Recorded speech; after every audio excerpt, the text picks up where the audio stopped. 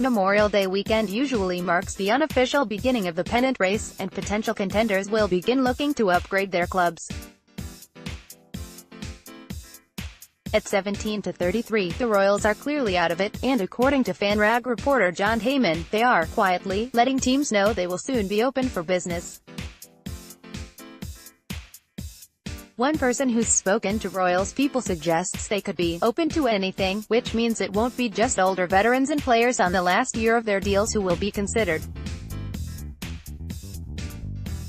for trade, though the Royals do have a lot of those. Dayton Moore wasn't publicly willing to suggest the team was looking to move veterans, simply saying they were open-minded about deals.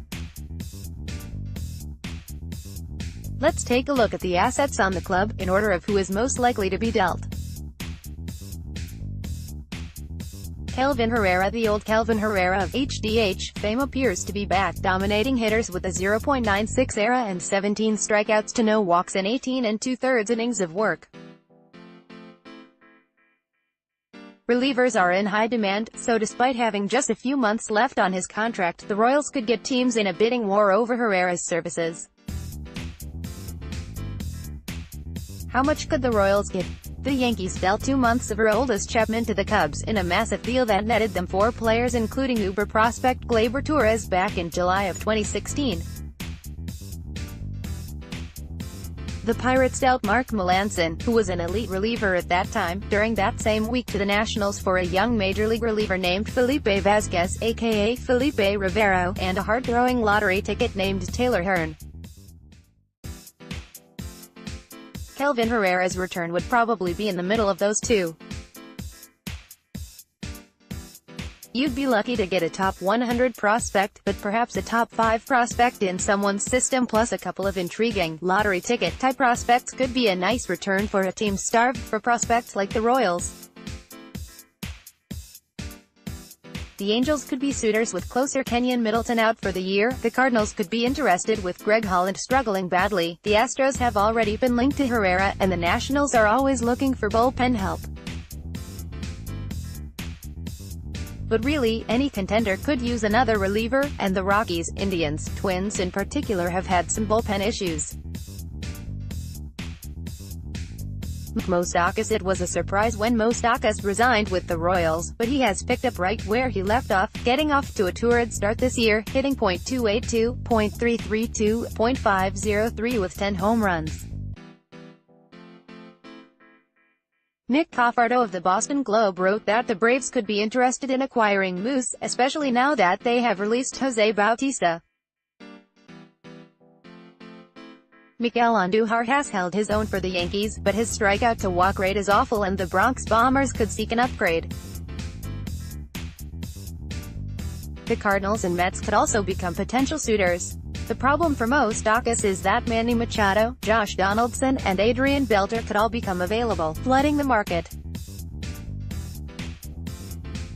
The market has also moved away from rentals like J.D. Martinez, who fetched a light haul last July despite 16 home runs and a 1.016 OPS. If the Royals can find a suitor who needs a third baseman, his low salary could make him more attractive than other players on the market. At best, the Royals could fetch a fringy top 100 prospect and a couple of lottery tickets, but they may have to settle for a solid, but non-elite, B-grade prospect as a headliner. Either way, the Royals will be motivated to move him for something, as they cannot make Moustakas another qualifying offer to get draft pick compensation, under the terms of the new labor deal. John J.J. has been parts of 6 postseason teams, and he may still have value as a 4th outfielder type. Teams know pretty much what he is, a high on-base percentage guy with virtually no power that is capable of handling all 3 outfield spots, although the Royals have seemed reluctant to put him in center field. Jay has a low base salary and is a pretty known commodity, so he seems like a decent bet to get dealt. It probably won't be for much more than a warm body in the minors, but every little bit helps. Lucas due to the Royals took a flyer and due to hoping he'd produce enough to help them be competitive, or at the very least, good enough to flip at the trade deadline. Duda has been a streaky hitter this year, and finds himself on the disabled list right now with plantar fasciitis and a batting line of .256, .317, .398 in 37 games. Those numbers probably aren't good enough to get a team interested in him, even with his low base salary of $3.5 million. If he can improve his hitting once he gets back on the field, he could be enticing to teams as a backbench. But don't expect much of a haul. Last year Duda put up pretty solid numbers with a 30-home run season, and the Rays were able to acquire him for a non-prospect minor league reliever. That is probably the best the Royals can hope for this July. Danny Duffy. Even with his struggles this season, Danny Duffy is a pretty valuable trade piece should the Royals decide to move him. There were rumors the Royals had talks with the Astros, Brewers, Cubs, and Phillies about him last winter, although no indications the Royals were doing much more than listening. Duffy is signed through 2021, so the Royals are under no pressure to move him, and may even consider him part of the future. If Royals do trade Duffy, he will have to establish a few more starts like the one he had on Thursday against the Rangers. With more teams bullpenning, having starters pitching in shorter outings, Duffy actually makes a fairly intriguing option as a long reliever for a contender. The issue may be his $14 minus $15 million per year salary, much more than most teams want to pay for a guy to go just 2 to 3 innings. The Braves, Mets, Brewers, Rockies, and Phillies could all become potential suitors. The market for Duffy seems a bit unclear right now, and if he is dealt, it may be more likely to happen in the winter. Jason Hammel. Like Duda, Hammel has struggled a bit to start the year, his last year under contract with the Royals. A solid start his last time out lowered his ERA to 5.70, although he has been the victim of some bad luck with a FIP of 4.42. Still, those aren't numbers that are going to entice any teams, particularly with Hammel's low strikeout rate. If Hammel performs well over the next 2 months, a cheap team with few prospects they are willing to trade could be desperate enough to be interested in Hammel if their rotation has been decimated by injuries. But it is hard to see the Royals getting much for him. Consider in 2014, when Hammel was having a career year, he was basically a throw-in to the A's in a deal headlined by Jeff Samardzija. In 2016, he was left off the postseason roster by the Cubs. He is not a pitcher that gives contending teams much comfort, and it seems unlikely he'll get traded, even if the Royals are motivated to move his salary. Merrifield got off to a slow start but has been on a tear lately, with an overall line of .286, .358, .418 in 48 games. Merrifield is under club control through 2022, so there is no rush to trade him, and the Royals may even feel like he is part of the foundation to build around. However, he is not young, he'll turn 30 next January, and the team may want to sell high on him while he is still a productive player.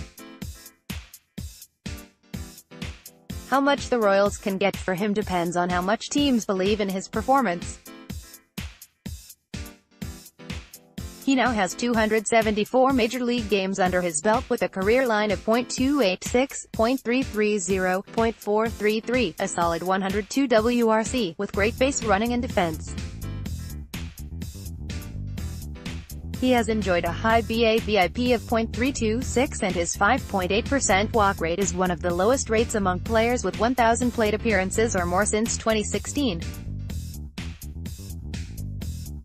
However, he is cheap with many years of club control, and teams love club control right now.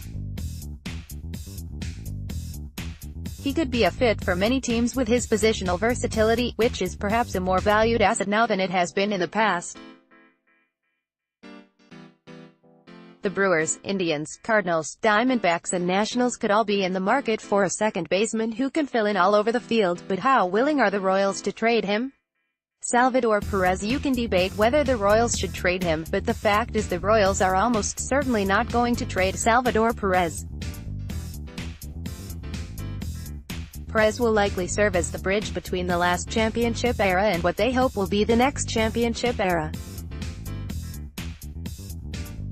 Signed through 2021, Salvi also probably has more value to the Royals than he does to other teams. The Royals value his bat, his defense, and his intangibles more than other clubs do. More analytics-based clubs could frown upon his framing metrics and his low on-base percentage.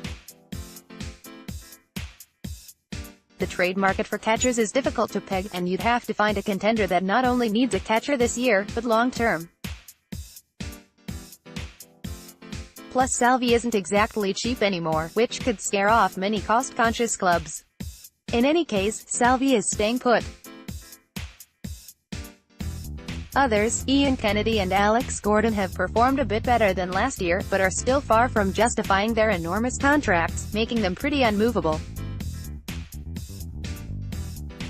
Jorge Soler has finally begun hitting and could be an attractive trade piece, but teams may not believe in his performance and it seems more likely the Royals will want to keep him for the future. It seems unlikely teams would be too interested in Alcides Escobar. Consider how he has hit, but the Dodgers do need a shortstop to replace Corey Seager. Perhaps Adalberto Mondesi has fallen out of favor with the organization. Could he be dealt for? And a promising young player to fill other needs. Burch Smith may draw interest from teams intrigued by his swing-and-miss stuff who feel they can harness his command, as he has several years left of club control that will be attractive on the market.